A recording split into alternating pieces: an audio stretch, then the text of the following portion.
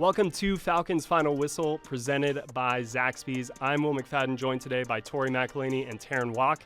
Thank you guys so much for joining me. We're going to be getting into some of our pre-training camp watch lists. But first off, Tori, how you doing today? Oh, I'm good. I'm ready for some football. I'm so kind of tired of this, I don't even know, like purgatory that we've been in, where it's just kind of you're speculating. Now we finally get to see kind of the pieces in a bit more of a live action setting, not completely 100%, but as close as we're going to get until probably week one. I'm ready for my training camp tan. Yeah, don't forget that sunscreen. Unfortunately, fans won't be at training camp this year, which is really sad. I really enjoy getting to have those interactions, but I hope that everybody comes to us for their news, because we will be there every single day, and we will have multiple pieces of content, whether it's podcasts, whether it's in written form on the website, on the app. I mean, make sure that you're following along, because this is a training camp that I know I'm pretty excited for. Oh, absolutely. There's a lot of reasons to be excited, and we're going to get into a ton of those here in just a minute. But like you mentioned, our plan for training camp is to be coming at you every single day that the Falcons are on the field. We will be in the studio breaking down our thoughts, kind of sharing what has stood out to us. So there's going to be a lot of coverage, not just written, not just video, not just social, but podcast as well. So everybody check that out. And if you guys are only listening to this episode and you're not watching it on our YouTube channel, you are missing the fact that Tori way overdressed for this occasion. I mean, we clearly said it's not me underdressed. Yeah, we said business casual, and this is like full-on cocktail attire. Here's the thing. I didn't know we were going to be potting today. The backstory is I was over at Fox 5 during the first part of the day. We're recording this in the afternoon, so I came straight from on camera in studio to now we're podcasting, and so I kind of just stick out like a sore thumb, but it's fine. Oh, it's great. I love it. So right. Yeah, that's a huge reason to make sure you are also watching all of these episodes, but you can get them wherever you find your podcasts. You can check out the YouTube channel, like, subscribe, spread the word, let everybody know that we're going to be coming at you guys every single training camp practice. But let's go ahead and get into today's main topic. And Tori, we're going to start with you, but basically the plan here is just to go through the way that college football has like their preseason watch lists. We're going to be doing that for a variety of categories. Going into training camp, what are you going to be looking for? What is really exciting you? So Tori, free agent signing. Who are you watching in training camp? Here's the thing.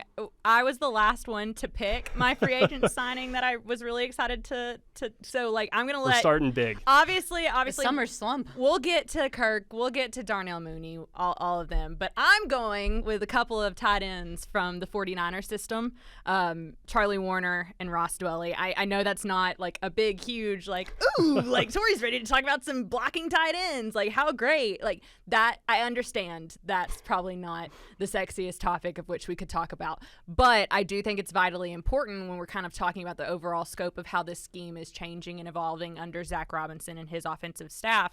Because what I find so interesting is the Falcons could have gone out and got, a multitude of different types of tight ends to go along with Kyle Pitts, who's returning to full health and full speed this year. But they were very strategic, and they went after two guys from the Kyle Shanahan tree who had worked in that system specifically, which I tend to find very interesting for a lot of reasons, but just kind of going off of the fact that this Sean McVay tree, the Kyle Shanahan tree, and how they use their blocking tight ends, I find to be very interesting, and I'm really curious to see how those two guys in particular, their roles kind of evolve within this offense, and trying to figure out, like, okay, how are they going to be used, and how are they going to complement not just each other, but this offensive line and Bijan Robinson and Tyler Algier? I mean, they're going to be active and key parts in this run game, and I think if you're overlooking these two guys specifically, you're overlooking a big part of what could potentially be implemented in terms of the run game in this new scheme. No, I think that's incredibly smart, and it's almost like those two guys are the key to bridging the old with what Arthur Smith was doing with personnel groupings and formations, and kind of making the defense think one thing's coming, but then the offense is totally capable of doing something else out of that look. And the Sean McVay offense that we expect Zach Robinson to bring in here, which is very heavy 11 personnel.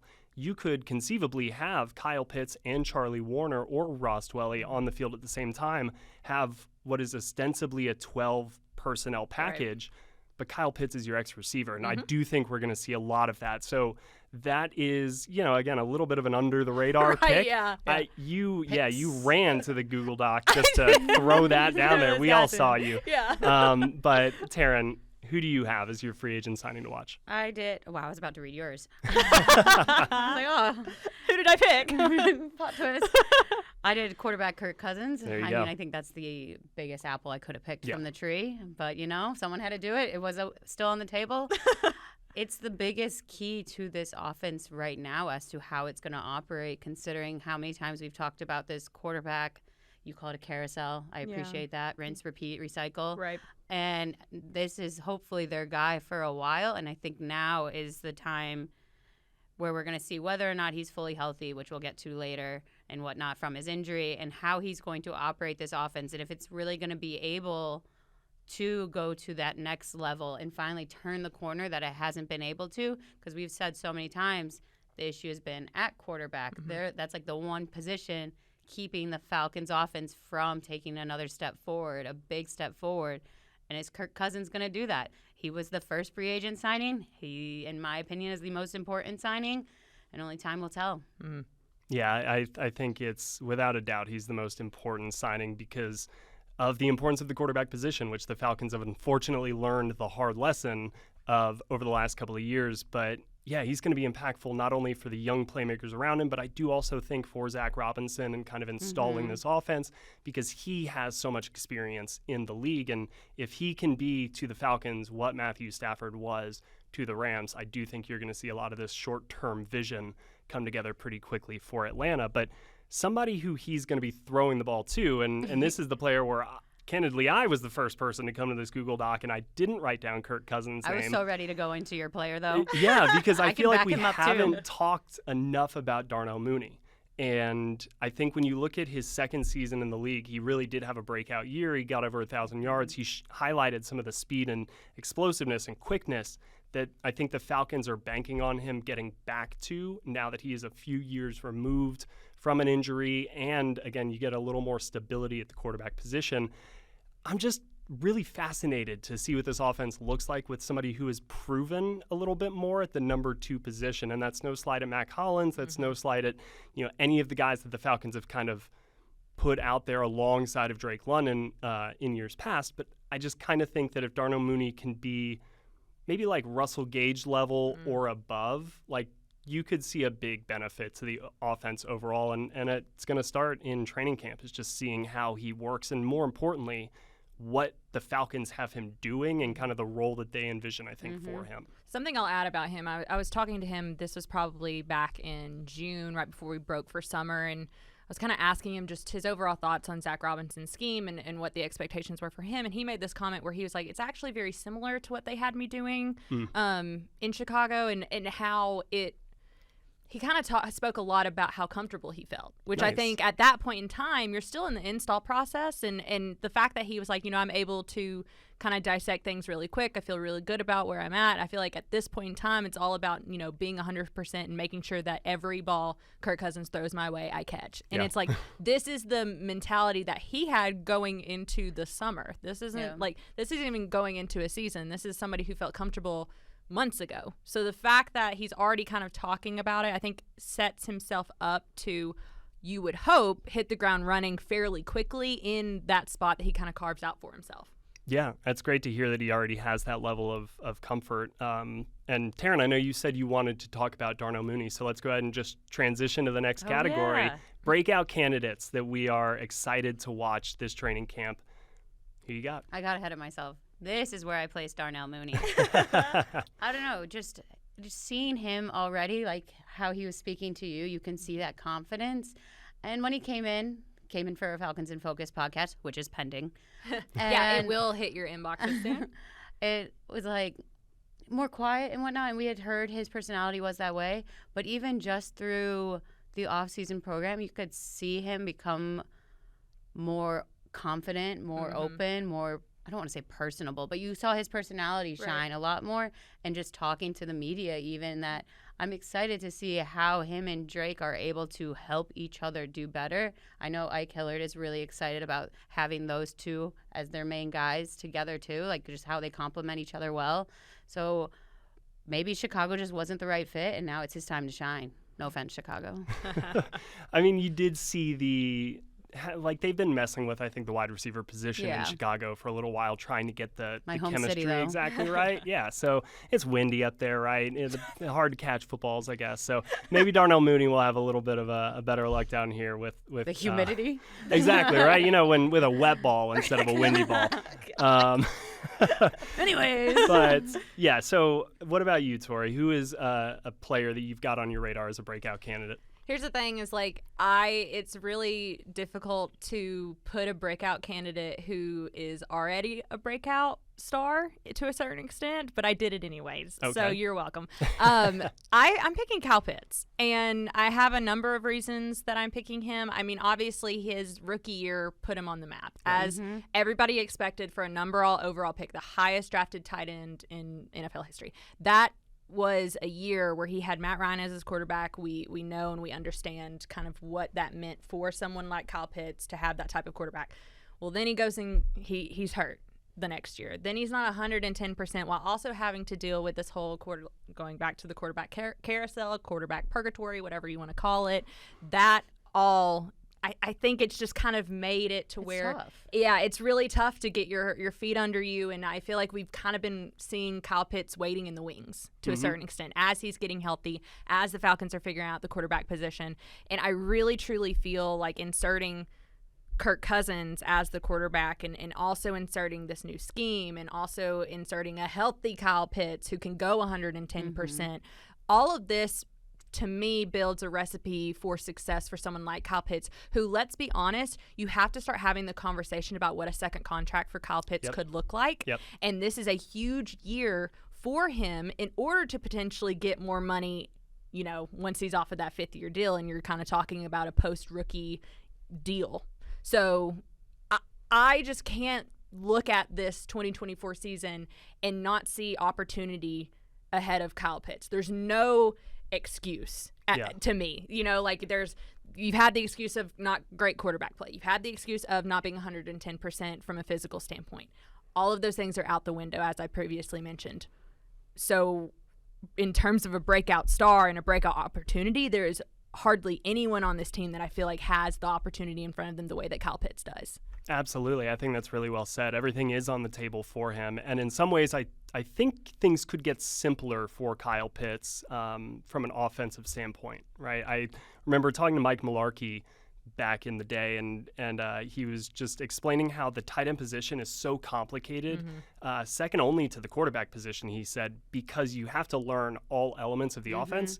You have to learn the motions. You have to learn the run scheme. You have to learn all the passing elements. And I think that the way that Arthur Smith's offense in particular used the tight end position, I don't know if it used Kyle Pitts as much as maybe like Parker Hesse, but it did involve a lot of motion. It did involve a lot of moving in the backfield and then out of the backfield and then into the slot. And I just kind of think if they simplify things for Kyle Pitts a little bit in this offense and say, hey, go play that X receiver role or just kind of focus on the receiving elements, that, he could get back to just playing ball. Right. Well, something that has come out recently, which I found to be so odd, was the fact that there's this report of Zach Robinson saying, Kyle Pitts is learning tight end and the receiver position. Yep.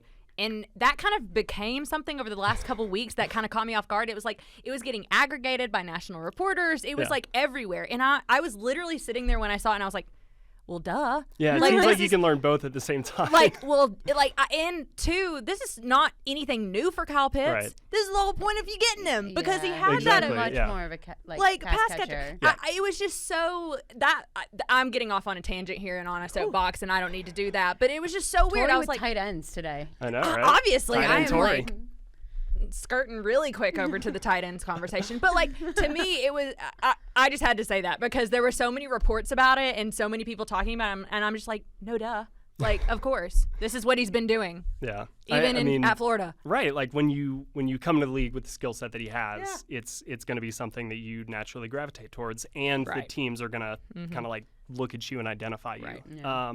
So my breakout candidate before we move on to our next category is Arnold Ebiketie. I feel like, again, for many reasons, we've been talking a lot about the offense this offseason, but Arnold Ebiketie is quietly, I think, under the radar when we talk about players like Kyle Pitts or maybe Richie Grant or some players that need a big year. I think Arnold Ebiketie is the promise, the in-house promise to make that next leap and become the pass rusher if you're going to have somebody develop into one. 6 sacks last year in a pretty weird role.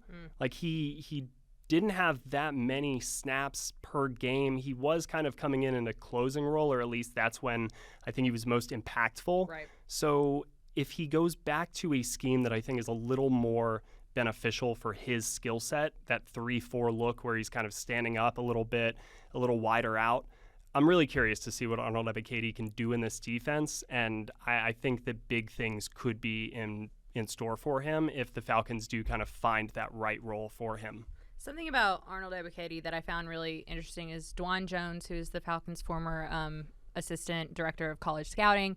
I had a conversation with him back in April, and I kind of asked him about the scouting process and everything that goes along with it. And I was like, who's somebody that, you remember being super excited about and really standing on the table for? And he mentioned Arnold Ebiketie. And he made a point that I think is so important for everybody to hear, but it was like, there is such a instant gratification that comes with these second round picks, sometimes even third round picks, that you expect them to come in and be these huge monsters from day one, and there isn't a lot of leeway for these individuals to grow and develop into that. And so if they don't get double digit sacks in year 2, it's they're a failure. No, that's not the case. And I think that this is a really good opportunity going into this year for Arnold Ebiketie to step into his own and to be kind of the term that I know people use is the bell cow of the group. This isn't now, you look at the group and, Bud Dupree, Calais Campbell, they've moved on. Yep. And they were kind of the guys that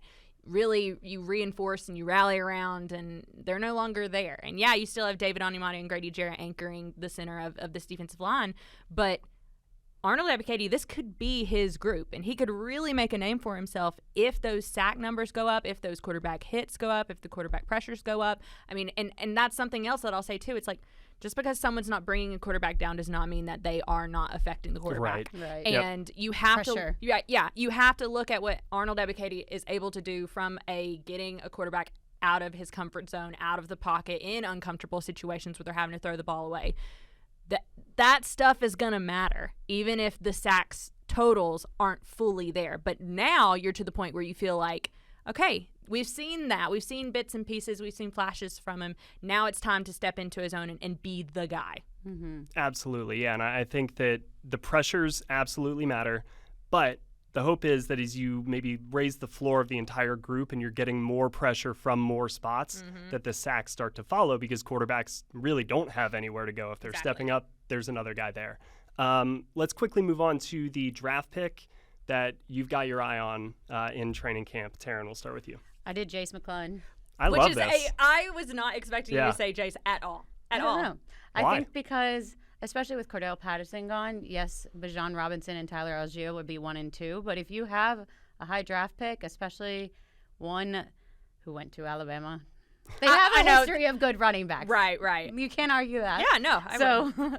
But that wasn't the only reason I picked it. But I do think it'll be interesting to see how, if he cycles in as a rookie, because otherwise you only have Robinson and Algier, where last year they did cycle in Cordell Patterson every now and then. I know the offense is going to be very different, but there's no reason Jace doesn't get a chance this season. The issue is he's whether or not he'll be fully healthy, because I know he didn't participate as much in off season, so that'll be something to keep on looking at during training camp. But I don't know. Jace was bolded for me, because I'm just let's see how he can do as a rookie specifically. Yeah. Something that I know Will and I have talked about is there a way that Jace kind of evolves into a special teams player and an important special teams player because of the nature of how kickoff returns and just the kickoff rules in general are shifting and evolving, and kind of how that evolves what body types you use. Exactly. There's the skill sets needed. Right. There's a huge conversation to be had about what that could look like. And something that I remember even talking to scouts about when they drafted Jace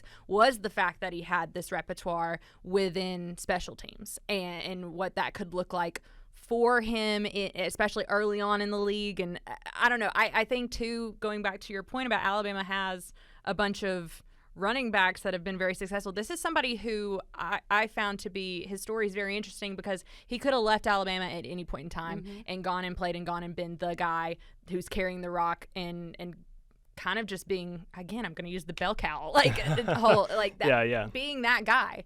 But he didn't. He waited behind Jahmyr Gibbs, Najee Harris, Brian Robinson. Like, there were a lot of guys, a lot of really top talent ahead of him, and he bought his time until he was the guy. And when he was the guy, he made the most of the opportunities. And that's kind of the mentality he has to bring here, because you have Bijan Robinson, you have Tyler Algier, who are your top talents, who are your big guys who are gonna, you know, get the carries and get the rushes and get the yards. So when he does get the opportunities, it's how do you make the most of it?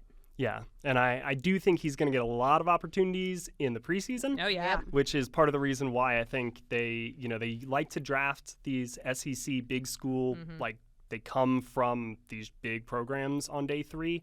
And I do think a big part of that is you're going to get really quality reps out here during training camp from a guy like Chase McClellan. So just wait until the next convo, and then I'll circle back to this moment. Heck yeah.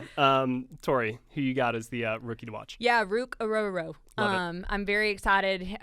Terrin and I, this is somebody else who he came and sat down and we did a Falcons in Focus podcast with him. I'm really excited for y'all to see that episode because he was such a delight and so fun, and it was really great getting to know him. I think Falcons fans are really going to gravitate towards him just from a personality standpoint, but also just from a physical standpoint of kind of looking ahead to the days where you don't have Grady Jarrett and you don't have David Onyemata. You've got to start thinking about that. Unfortunately, both of those guys are in the twilight years of their career, though if you ask Grady Jarrett right now, he's like, nope, I'm playing for another 10 years. Yeah, but it's just the reality of the situation. Right. And I think that even though the problem is, and I'm excited to see Rook more so in the preseason games than I am in actual practice, because as we know, defensive line, offensive line, that play in the trenches, you can't really see everything that you really want to during training camp because they're not going 110%. So this is somebody who, it's kind of like I wrote down Rook, but I almost want to put an asterisk beside, because it's like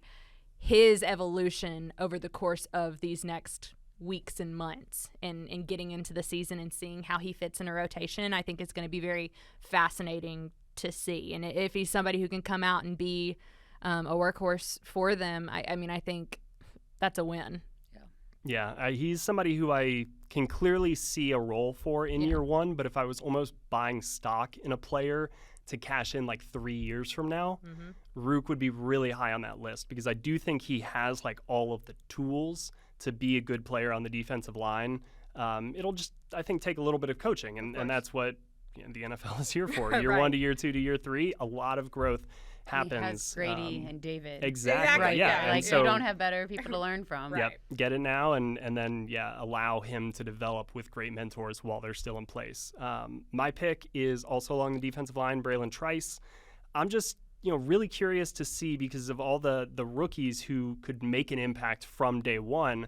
I kind of think Braylon Trice is the most ready out of the package to go.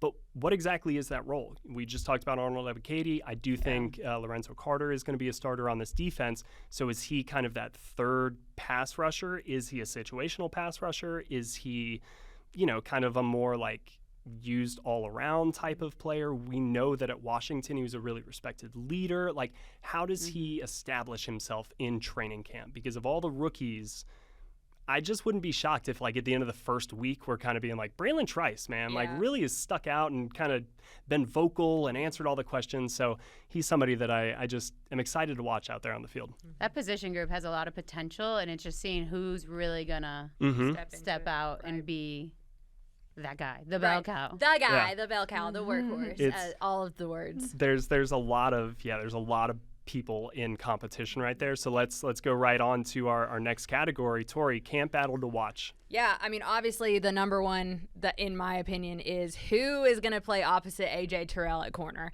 That was a position that if you would have talked to me back in January, I would have been like, oh, they're going to address that either in free agency or in the draft. They did neither. And the plot twist, they did none of that. And I found that to be so strange at the time. And Raheem Morris kept saying over and over and over again, every single time we talked to him this offseason, he was like, I really like the guys that we have. I really like the guys that we have. Well, the two guys that you have that are going to have to show out for that position, for that starting role, Mike Hughes and Clark Phillips III. Those are two guys who we've actively seen over the course of OTAs and minicamp. They've been taking the would-be starting reps, kind of going in and out a little bit. Sometimes you have D. Alford in the nickel slot, or you have him in the slot, and then you have Clark Phillips out wide, and then if like Mike Hughes is out wide, you had Clark Phillips in the slot. Like there's a lot of moving pieces right there. That one position I think dictates a few different things in that secondary. So I'm very intrigued to see and I personally think that this is a position battle that could go not just through training camp, but through those first 5 weeks of the season, because you're gonna get incredibly stiff competition in those first 5 weeks of the season. You're going to be tested, and you're kind of going to have to see, like, okay, who's willing to kind of bow up and be the guy that we know AJ Terrell is. We know what we have in him, but who's going to lock down the other side? And at some point, I know AJ Terrell's coming to the end of his own rookie contract, but never has AJ Terrell in the years that he's been here had a true running mate. It's kind of been, we talk about this quarterback carousel, revolving door opposite him. He's never had that guy. So it's like, can Clark Phillips specifically turn into that guy? Or is this something where we're going to be going back to the drawing board at this time next year and kind of be talking about a new face to potentially, sure up the cornerback position? I mean, I don't know. It's just, this has been a topic of conversation that we're just going to have to keep an eye on. Yeah, I mean, the Falcons could be looking at potentially in an offseason, like overhauling the cornerback position writ large, because AJ Terrell's contract is still a little bit of an unknown at this point. So, yeah, it's a huge camp battle. I do think we're going to see a lot of movement, rotation from Atlanta secondary if Raheem Morris's time in L.A. is any indicator. Terrin. Speaking of the secondary, I'm looking at the safety, and like when we went into the offseason, I don't think that would have been something I would have been like, that's a position battle. But as the offseason program progressed, you could see there was like a little spark between DeMarco Helms and Richie Grant, like as to who is going to be up alongside Jesse Bates. I thought you said they had great chemistry. They just had sparks flying between the two of them. No, I haven't watched that much Love Island. I've watched a lot of it, but not that much where I'm dropping it in podcasts. Now, where was I? No, I think with the thing about this position battle is you make a good point. Like, it's not one that I think a lot of people were talking about. It's one that that people need to be talking about, because you could see it during the off-season program. And it's funny because I picked Jace earlier because I was thinking of DeMarco. DeMarco was a later draft pick. And he says, people underestimated me, and I showed them that they were wrong. Because he originally was only special teams, but then he started getting defensive opportunities. And he even started a few games toward the end of last season where it's like, all right, what's he going to do in year 2? I'm really curious to see, too, like how all of this shakes out with DeMarco and Richie, because I personally wouldn't be mad if it ends up being DeMarco who's alongside Jesse Bates, if there is a specific role for Richie Grant, whether it be in the box or because I personally, you saw moments of that last year, and I don't hate that idea. I don't hate the idea of, I don't think just because if Richie Grant isn't the starter that it's like, he's useless now. Yeah. Like what I don't buy into that at all. I really do think that there could be a very specific role for Richie Grant, even if it's not this like, true starting. It's your big nickel look, right? Instead of having D. Alford in there, you bring in a DeMarco Helms or you bring a Richie Grant in. It's the same type of philosophy the Falcons had previously in 2020 when it was Ricardo Allen, DeMonte Casey, and Keanu Neal. Right? So the different packages that they can utilize, that's why I think these two camp battles in particular should be on everybody's radar, because if Atlanta's defense is going to look vastly different, I think it's going to start on the back end this year. So my pick is the number 3 receiver battle. I know we've talked about Darnell Mooney, Drake London firmly established as the number 1 receiver, and I have big expectations, I think, for him this year. But I'm just curious, between Ray McLeod, between Rondale Moore, I think Casey Washington is a player I'm really excited to get a chance to watch in training camp, because I've liked what I saw on tape from him coming out of Illinois. So, yeah, just how that all shapes up. Daryl Hodge. There you go. Daryl Hodge. Right. Can't forget him either, even though I know what Daryl Hodge looks like. I know what he's bringing to the table. So it's these newcomers that I just really want to kind of see. But, again, we talk about packages on the defense side of the ball. a lot of options here for Yeah. Atlanta. Speed, size, physicality. They kind of have some of these pieces. Final two categories. Let's move a little bit quickly here because we're running short on time. But who has something to prove to you in training camp, Tori? Troy Anderson. We have heard so much about the speed and the size and the quickness and kind of the specimen that he is, to kind of use a term that the scouts have used before. We got sparks flying between safeties and just specimens of linebackers. But I'm curious because obviously I think it's very similar to kind of what the conversation we're talking about in the secondary. It's like I'm not putting it past this defense to have Troy Anderson, Nate Landman, and Caden Ellis out there all at the same time. I'm kind of hoping for that a couple of times in this, not even preseason once we get into the season. But with Troy Anderson specifically, it's like we have seen flashes, very like minute flashes of what he could be in the vision there and all of that. And I think it's like, okay, he's like Kyle Pitts. He's back 110%. What does he do with that opportunity? Does he slide back into the starting role? I think so. What can he be for the Falcons? And can he shape out to be somebody that they invested in out of Montana State, and now here you are 3 years later, he's fully healthy, he's not a rookie anymore, like can go out, put his head down and play. Yeah, I love that pick. Terrin, who you got? I went with Kirk Cousins. I think my initial answer explains why. He has to run this offense. Like I almost said defense. He has to run this offense, and he also is coming off a major injury that it's like the spotlight is on him, good or bad. Like, who knows how he's going to be after that first full contact hit. So, and also that huge contract as well. He's got a lot. There's a lot of money invested in that guy. So, But again, I think you've picked the right answer. I think that most people listening or watching are kind of like, yeah, of course, we need to see Kirk Cousins do it. Like, his career speaks for itself. The start to last season was awesome. But let's hope he can do it again. And we got to see it before we just can. It's a new offense. Exactly. It's a new Achilles. Is that how that works? I don't think it's a new Achilles. It's a repaired Achilles. Okay. Yeah. It's an altered Achilles. We'll see how it goes. We will. So my pick is Richie Grant. We talked about the safety battle a little bit, but I think that if we look at Richie Grant in Dean Pease's system, I think we saw a little bit of a different player than we did specifically last year in Ryan Nielsen's system. I think last year was going to, if you're a cornerback or a safety, specifically kind of the role that Richie Grant played and not the deep safety that Jesse played at times, you're going to be left in a position where you either win or you lose. And if you lose, you're going to get exposed because it was a lot of man, it was a lot of tight coverage, not a ton of help over top.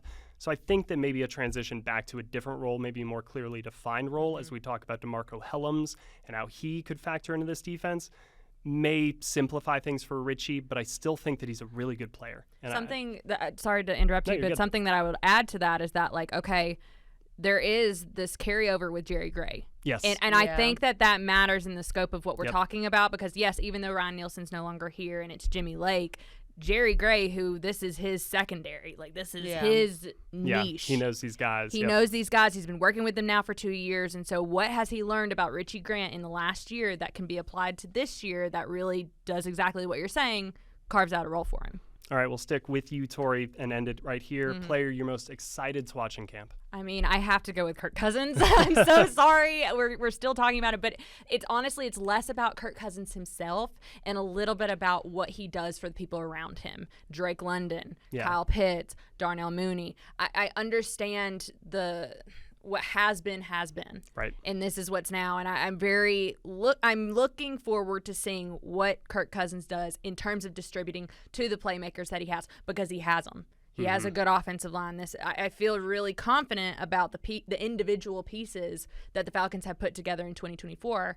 Now it's like, okay, you have someone who, in theory, can get the ball to them. So what does that look like very early on? Because like going back to what I was saying before, they have to hit the ground running coming out in week 1. There is no hiding. There is no waiting around. You have to be ready to go week 1. And that's exactly where the Falcons are going to have to find themselves in another month.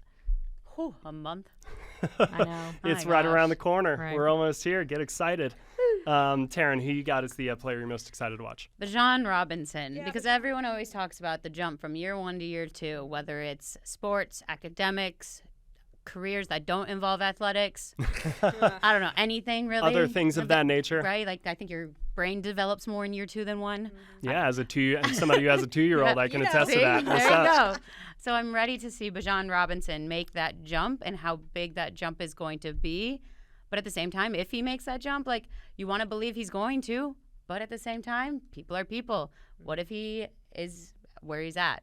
I don't know. That was negative. But to stay on a positive note, it's a good thing to see. And he put that statement out there that they want to use him more like Christian McCaffrey. Mm-hmm. And that was a bold thing to set that precedent. Yeah. And be like, I'm going to be like the guy on the Madden cover. Right. Whoa. I mean, I think it's a good goal to have. Right. Everyone should have goals. And right. But put it on the record and whatnot. You are setting goals and expectations for yourself really early on. And I want to see him meet them. I want to see if he can meet them. Not only that, it is a different offense, and people did have qualms with how he was used last year. And so it'll be curious to see, now that he has stated he will be a run-first running back, how that allows him to explode and raise his numbers and raise those opportunities when it comes to the ground game. Also, if you haven't done it already, go check out Bijan Robinson, The Power of Example, on AtlanticFalcons.com. There's a great video, photo gallery, and an editorial story from yours truly. So do that. You really should. It's Casual really plug. Yeah, no, it's great. I mean, and just like the landing page, the story, it's been very well done across our entire team. So yeah, go check absolutely. That out. Go check it out. Great piece by you, Terrin. So yeah, I totally agree. Bijan is going to be extremely exciting, I think, in this offense as well. I've got a piece going up Tuesday that's going to be kind of comparing him to some other really notable running backs from years past, Chris Johnson, Le'Veon Bell, just to name a couple. But basically the roadmap for Bijan is that big things could be coming in year 2. So year 2, again, it's exciting times, I think, for Bijan. But let's end it by coming full circle back to the tight end position. The player this that is a tight end podcast. It basically is. It's sponsored, by tight end and Zaxby's. But Kyle Pitts, I just think, for all the reasons you laid out, Tori, and I don't need to harp much longer on him, I just think that he is going to be the player that maybe defines 2024 for the Falcons. As important as Kirk Cousins is, and the presence that he will have for Atlanta's offense, I think can't be overstated. But if Kyle Pitts makes kind of that jump back up to what we saw from him as a rookie, and you still have Drake London and you still have Bijan, that I think is going to take this offense over the top. I think he's going to get there, I think, a couple of years removed from that injury. Just a little bit more comfort in himself as a player. You can kind of feel the confidence from him. I expect a big camp from him, and I expect right out of the gates for him to kind of establish himself as the player of the season for Atlanta. So I guess I'm laying down the gauntlet. I didn't expect to do that. Season. But love that. Honestly, great. Honestly, and too, I'll say this, get ready for training camp, y'all, because it's starting very soon. And heck yeah. I know. Yeah, I'm pretty excited. I'm so excited. Are you guys ready to be on these mics a lot? All the time. This is basically going to be where we live. Yeah. So let's at least it's inside. Right, exactly. We got the AC. We got we're out of the sun. But yeah, let's go ahead and wrap it up there because we've got a lot to talk about in the coming days. So we got to rest our voices. But for Tori McElhaney, Terrin, Waack, I'm Will McFadden. This is Falcons Final Whistle presented by Zaxby's. Thank you guys so much for listening and watching, and we will see you guys very soon for the start of Atlanta Falcons training camp.